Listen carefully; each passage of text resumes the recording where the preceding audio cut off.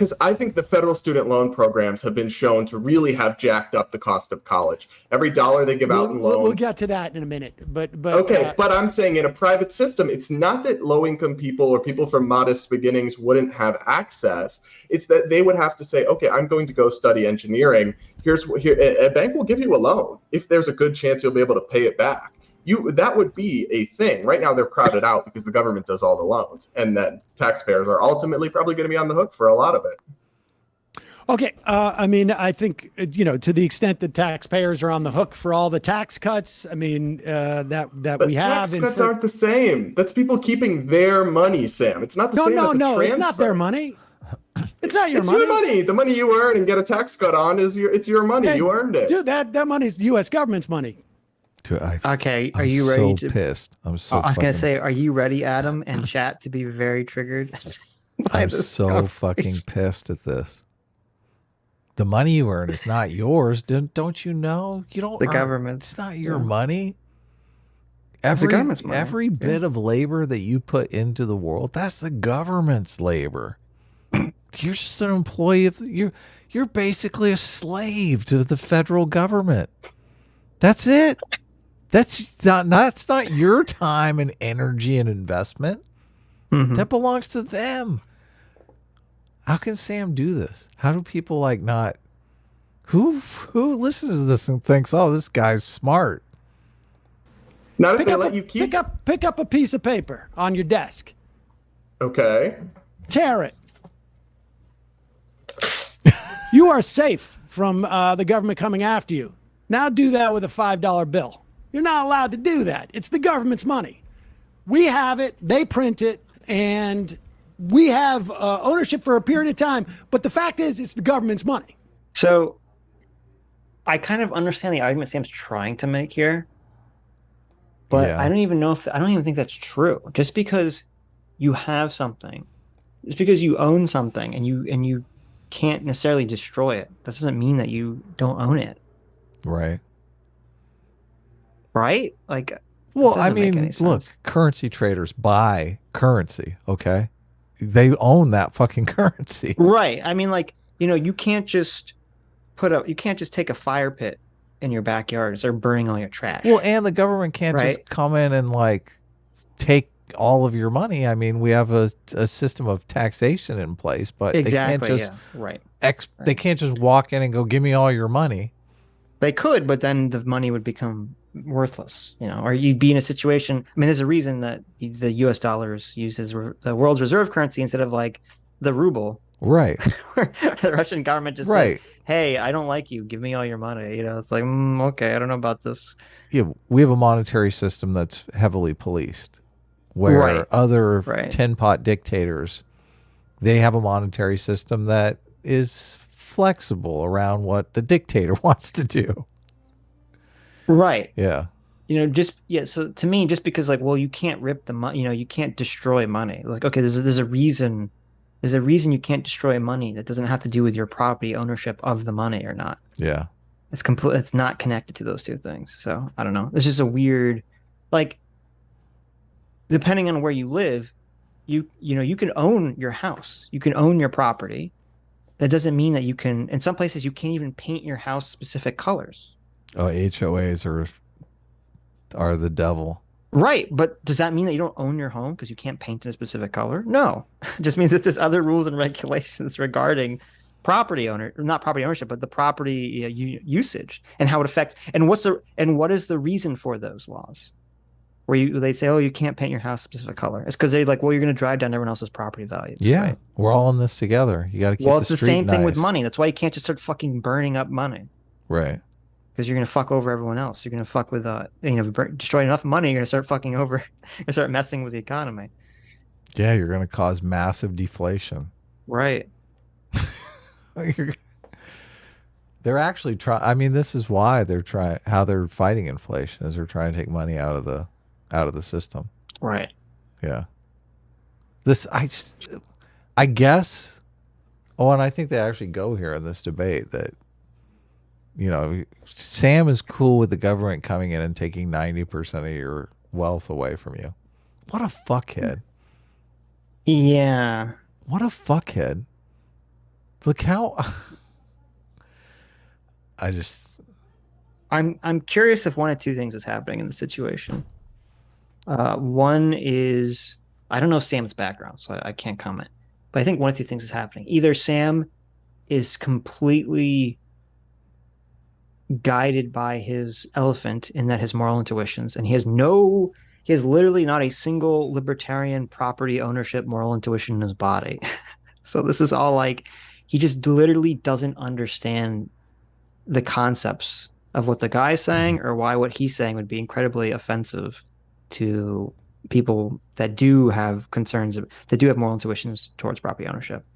So that's the first thing. Second thing could be, and maybe it's a combination of two things. That could be, I don't know what he was like growing up, but maybe he's just always been well off his whole life and doesn't have kind of an appreciation for money and property ownership. He's the whatsoever. guy that found that $10,000 on the sidewalk. Right. Which could be, I mean, maybe it's a combination of both these things, but it's first of all, it's weird for me to hear someone make these arguments, but also I think it rubs people the wrong way, understandably. If you have someone who I assume Sam is, rich, I don't know what his finances are, but I assume he's well off, to kind of make these arguments.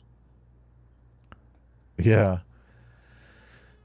Sam's intuition is money comes and goes, right? Sometimes your parents give it to you and sometimes they give you a good job. Right. It's like, okay, dude.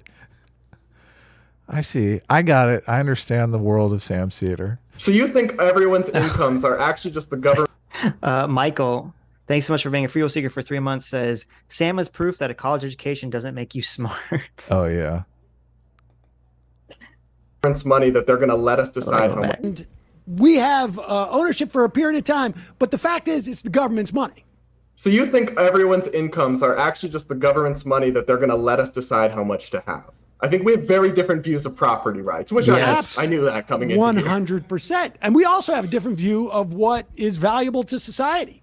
In my mind, it is valuable. So when you buy a video game or any piece of software, it says part of the rights of buying the software or the game says you're not allowed to rip all the assets out of this game and then use them for your own purposes and then sell it. You can't take all the little Mario figures and sprites out of this Mario game that you just bought and then make your own version of Mario and then sell that, right? You're not allowed to do that. Lame. But assuming it's not a digital copy, you physically own that game. You own that game. You physically hold it in your hands. It is yours. Okay. Right. At that point, Nintendo cannot bust in through your fucking window and say yoink and just snatch that Mario cartridge out of your hand. You still own it. So this idea that Sam has that like just because you own something, like the argument he's putting forward to me is so bizarre. He's saying if you can't do anything you want with something you own, then you don't truly own it. That's not true of like almost anything. Yeah, and then he's going to be even more offensive and couch us in the idea that somehow this is good for society. Like, I just to think that what is better for society is a 90% tax bracket is just insane to me. It's totally insane to me. One is the guy he's talking about. It's kind of like a red herring too, because this guy he's talking about says, first of all, nobody actually paid the 90% tax bracket. No, they reinvested in their business. Right, but yeah. B, the thing that, and he doesn't bring this up, and it annoys me, and it's the thing that no one ever brings up in this conversation, is that the reason the tax bracket was 90% in that time period was to force people to not hoard their money, but to reinvest it into business. And that's why the income tax would be super high for people over some amount, but the capital gains tax, and investment-related taxes would be very super low. Yeah. It was to incentivize specific types of spending behavior, right, and behavior of the rich people. Productive don't, behavior. Right. It was saying, don't take your money and put it in a mattress, essentially. Because that was the problem, the Great Depression. They're worried about people hoarding their money, which would hurt the economy even more. Yeah. You need people spending your money. So it made sense then. But to remove it from that context removes the entire point of the tax. Well, this is the same guy who thinks incentivizing half of our people to be feminist, queer scholars is like going to be Gonna good for promote society. value in Yeah, society, exactly. yeah. So I Right. mean, you got to consider the source here. I Sitch. guess that's true. Valuable to society to have an educated population, even if that is not measured in the amount of money that they earn. You But and those I market signals are telling us you- what's in demand, what our society needs. We need more doctors. Right. We need more engineers. We don't need more English majors right now. And when we do, the salaries will go up. But aren't you guys for human freedom and expression? Isn't that the big thing that like folks Absolutely. See, this is the authenticity so thing. weird. I'm so glad I brought it up because this You're is right. like he's totally honing in on the authenticity. What if our society is 50% queer scholars? I mean, that's just the way it is. We have to accept that. We can't do anything about that. Their internal voice, pushes them in this direction. There's absolutely no side. There's no outside forces that's making it super trendy to be that, right?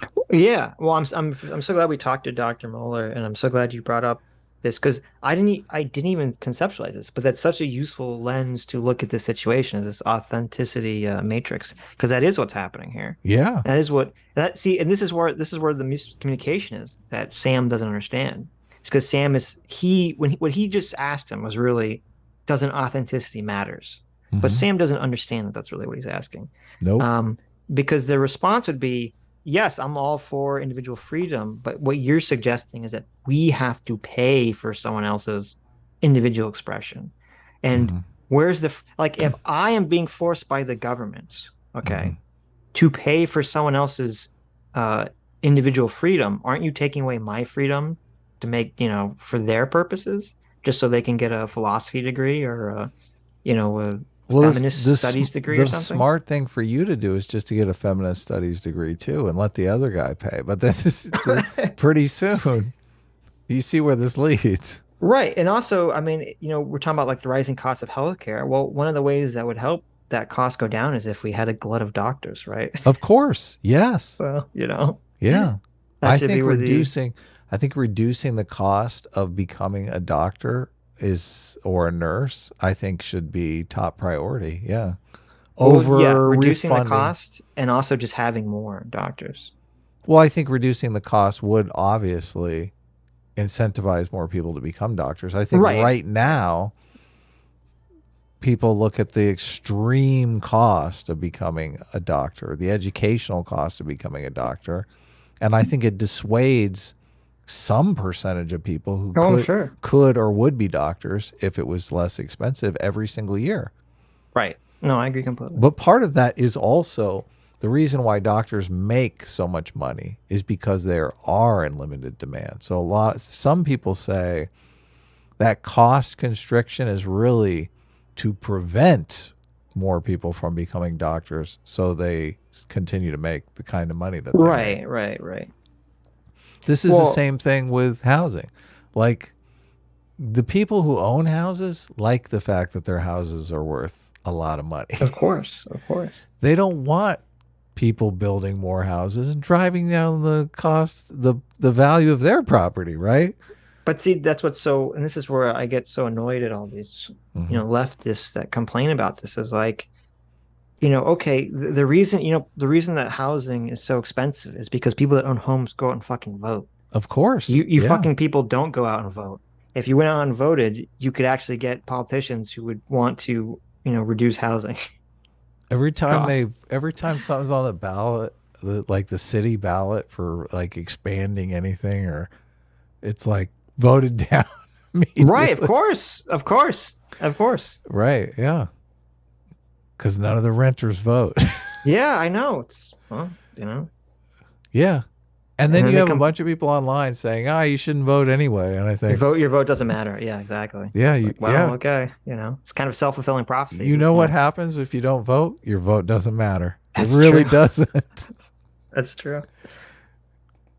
Absolutely. But pay for it yourself. You want to study English? Be my guest. I'm not saying you shouldn't be able to. Wait a second. So you don't accept that money is a constraint on human freedom, while at the same time, you can't achieve, like, we gotta get that face. Is a constraint on human freedom, while at the same time, I mean, there it is. I should have used some. Maybe I'll add him to the thumbnail. Oh, it's such a good like what the fuck? You don't accept that limited resources are a constraint on human freedom?